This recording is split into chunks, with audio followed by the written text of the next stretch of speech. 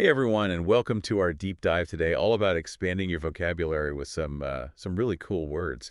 Sounds fun. We'll be taking these words from the book, The Words You Should Know to Sound Smart, Hmm. and really kind of digging into how to actually use them rather than just looking at the dictionary definition. Right. So hopefully by the end of this, you'll be able to work these words into your daily conversations and writing.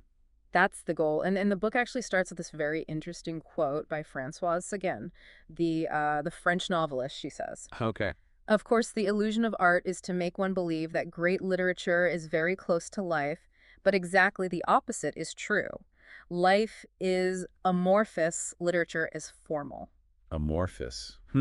That's a great word to start with. It is. What does she mean by that? Well, amorphous basically means lacking a defined shape or form. Like if you think of I don't know, like a blob of jelly or something. It doesn't have a set structure. So Sagan is essentially saying that life is messy and unpredictable, while literature, or good writing at least, strives for clarity and structure. So this contrast between formlessness and form is a key element in the power of literature. Exactly. It takes the chaos of life and tries to impose meaning through structure and form. Makes me wonder if that's something we all kind of strive for, even outside of art, trying to find meaning and structure in our own lives. That's an interesting thought. Maybe that's what draws us to art in the first place. Maybe so. Yeah. Moving on from the abstract, the next word that jumped out at me from the book was limpid. Oh, limpid! I love that word. Me too. Yeah. It evokes such a clear image like a limpid mountain stream, you Oh, know? yeah. Perfectly clear water sparkling in the sunlight. That's exactly it. So limpid implies both clarity and purity. Hmm. It's interesting how the book pairs those two words together, amorphous and limpid. They're almost like opposites. Right. One is undefined, the other is crystal clear. So if life is amorphous, then maybe art aspires to be limpid. I like that idea. Like the writer is creating this clear window into a complex experience. And that clarity can be so powerful, whether it's in writing or in visual art or even just in the way we communicate our ideas to each other. Absolutely. Yeah. The last word in the section that really caught my eye was ethereal. Ethereal. I'm thinking of something like a spider web glistening with morning dew. Oh, that's a beautiful image. Is that the right kind of feel? Definitely ethereal evokes that sense of otherworldly beauty, something delicate and light, almost intangible. Like a glimpse into another realm. Exactly. Think of the northern lights or the faint glow of distant stars. Those things that kind of inspire awe and wonder. Precisely. So ethereal suggests something that transcends the ordinary. It does. It's about capturing that feeling of wonder that certain experiences evoke, the things that take your breath away and make you feel connected to something bigger than yourself. Okay, I'm starting to see how these words can really add a whole new level of meaning to my descriptions. That's exactly what we're going for. Yeah. It's not just about sounding smart. It's about expressing yourself more effectively and maybe even more beautifully. Well said. Now, why don't we move on to words that describe social dynamics and behaviors? Okay. One that I found particularly interesting was bourgeois. Bourgeois. Hmm. Isn't that kind of a loaded term? It is, and that's what makes it so fascinating. Okay, what makes it so fascinating? Well, at its core, bourgeois simply refers to the middle class, but it's often used with a negative connotation.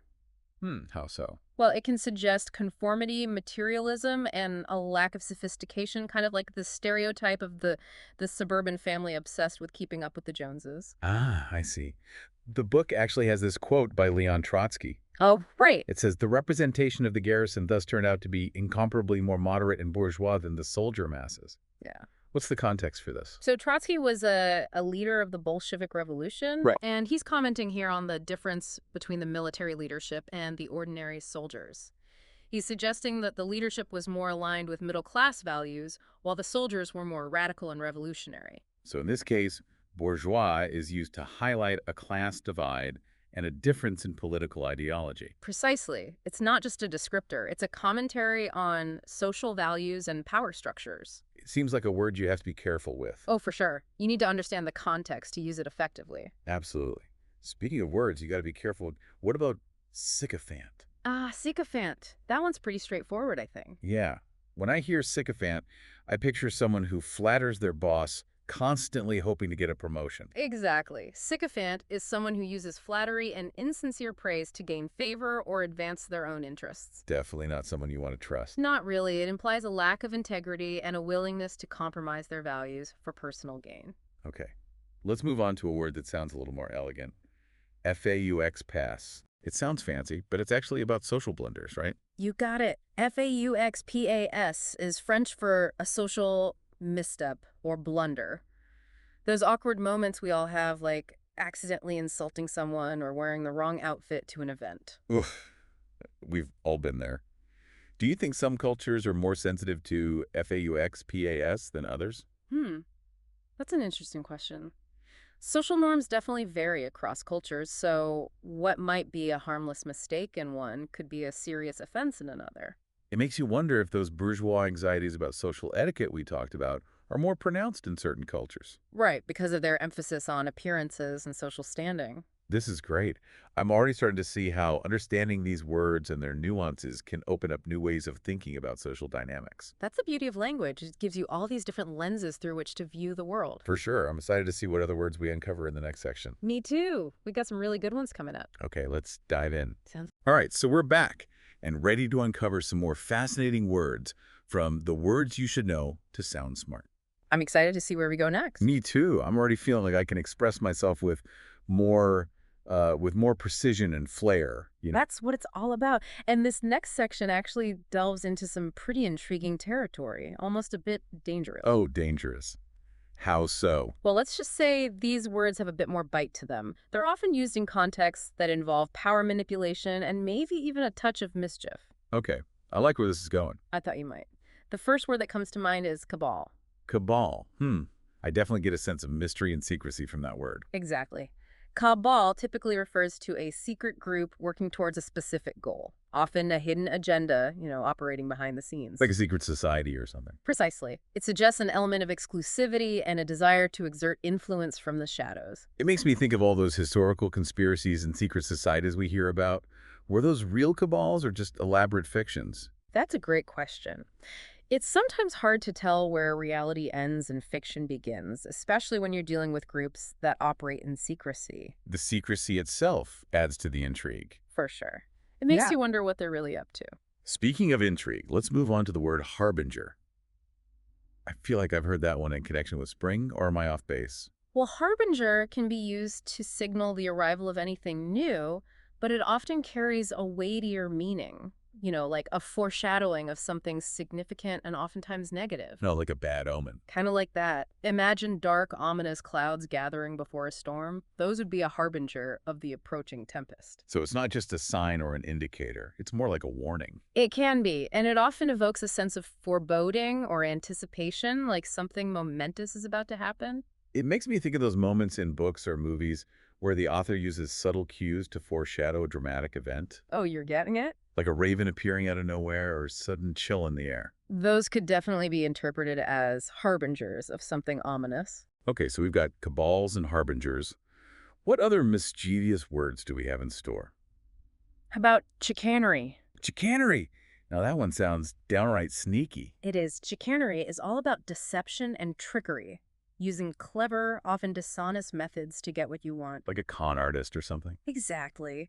Think of a cunning lawyer using loopholes and legal jargon to manipulate the system to their advantage. So it's about bending the rules, exploiting loopholes, using words to mislead or deceive. Precisely. It often involves a degree of manipulation and a disregard for ethical considerations. This makes me think of those elaborate scams we hear about where people use their wit and charm to swindle others out of their money. You got it. Chicanery can be employed in all sorts of contexts, from legal battles to financial schemes to political maneuvering. It's a reminder that words can be used for good or for ill. Absolutely. It all depends on the intentions of the speaker. Okay, let's take a break from the dark side and explore a word that evokes a more positive feeling. Sounds good to me. How about ideal? That word just sounds so peaceful and serene. Ideal definitely has a tranquil vibe. It refers to a carefree, blissful time, often characterized by peace, harmony, and natural beauty. I'm picturing a beautiful meadow bathed in golden sunlight, a gentle breeze rustling through the leaves. The perfect elix scene. So ideal is about capturing a moment of perfect tranquility, a state of contentment and harmony with nature. Exactly. It's often associated with a longing for a simpler, more innocent time, free from the stresses of modern life. It makes me think of those cherished childhood memories, those summer days that seem to last forever, filled with laughter and adventure. Those often feel like ideals looking back, don't they? Absolutely. They have that nostalgic quality, a yearning for a past that maybe we've romanticized in our minds. Maybe so, but there's still a beauty in that longing. For sure. Okay, for our final word in this section, let's explore pedant. Pedant. I have a feeling I know a few people who fit that description. Me too. Pedant often refers to someone who is excessively concerned with minor details, rules, and academic formalities. Like that person who always corrects your grammar, even in casual conversation. Exactly. Or the one who insists on following a recipe to the letter, even if it means sacrificing flavor and creativity. So it's about prioritizing the letter of the law over the spirit of it, getting so caught up in the details that you miss the bigger picture. And sometimes annoying everyone around you in the process. That too. But I think there can be a humorous side to pedants as well. Their insistence on precision and correctness can be quite amusing at times. True. It's all about finding that balance between attention to detail and flexibility. Couldn't agree more.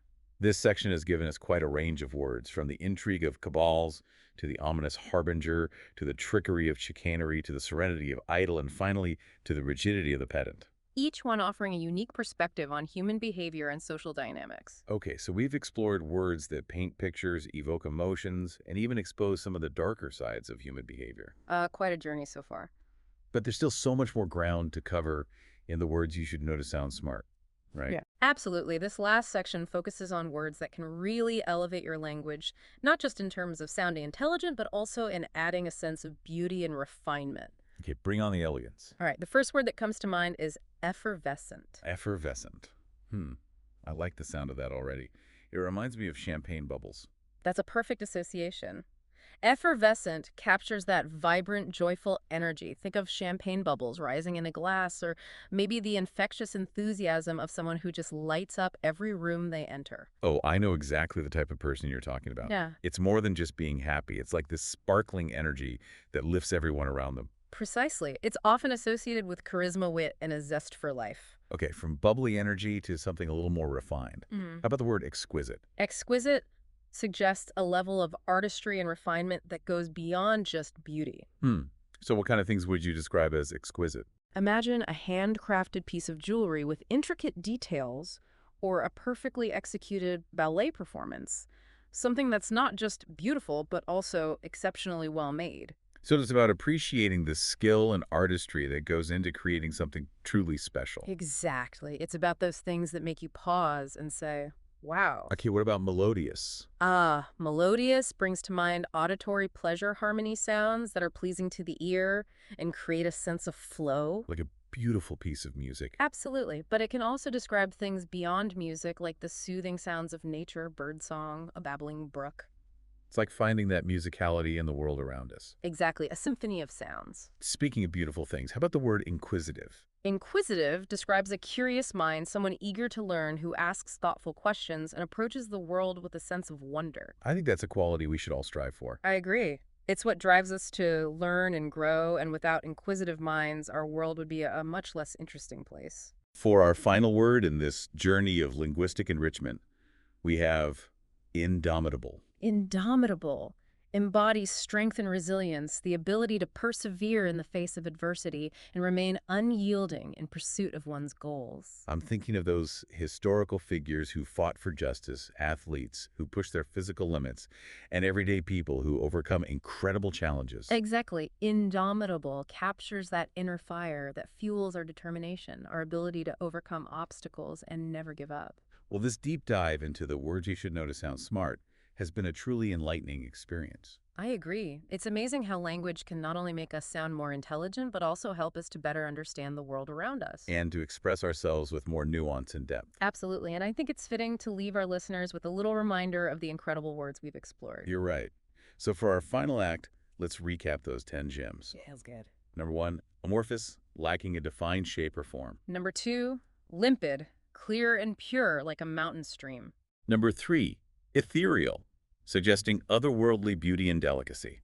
Number 4, bourgeois, relating to the middle class, often with connotations of conformity and materialism. Number 5, sycophant, a person who uses flattery and insincere praise to gain favor. Number 6, foxps, a social blunder or misstep. Number 7, cabal, a secret group working towards a specific, often clandestine goal. Number 8, harbinger, something that foreshadows a significant event, often negative. Number 9, idyll, a peaceful, carefree time, often idealized and associated with natural beauty. And finally, number 10, indomitable, unwavering in determination, refusing to give up, embodying resilience and strength. We encourage you to use these words in your own conversations and writing. Don't be afraid to experiment and play with language and see how they can help you express yourself with greater eloquence and precision. Remember, expanding your vocabulary is a lifelong journey, so stay curious, keep exploring, and let the power of words enrich your life. Thank you for joining us on this deep dive into the fascinating world of words. Until next time, keep those minds sharp and those vocabularies growing.